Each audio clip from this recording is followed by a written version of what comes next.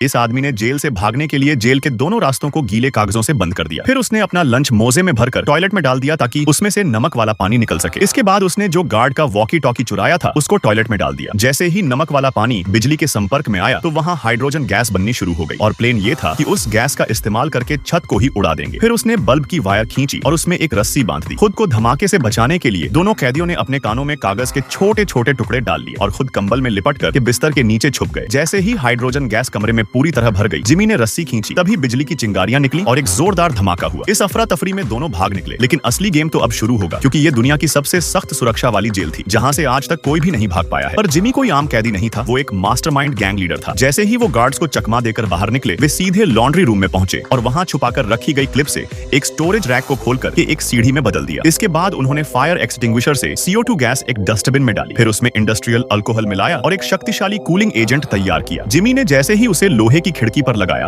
तो वो लोहे की सलाखें बर्फ जैसी नाजुक होकर टूट गईं। फिर उन्होंने चादरें फाड़कर रस्सी बनाई और नीचे लटका दी ताकि गार्ड्स को लगे कि वो नीचे से भागे हैं। असल में उनका प्लान था छत से चढ़कर भागने का। गार्ड्स के आने से पहले ही उन्होंने सीढ़ी समेट ली। अब बस एक छलांग लगाकर पास की इमारत की छत पार करनी थी। छत से निकलने के बाद वो खंभे के सहारे नीचे उतरे और किसी को कान खबर तक नहीं लगी। लेकिन जिमी एक अंडरकवर एजेंट था। उसका असली मकसद इस खतरनाक ड्रग माफिया का विश्वास जीतकर उसके गुप्त लैब के बारे में पता लगाना था। लेकिन जैसे ही वो भागते भागते जंगल में पहुंचते हैं, ड्रग माफिया के गुर्गे उन्हें घेर लेते हैं। क्या अब जिमी की सच्चाई सबके सामने आ जाएगी?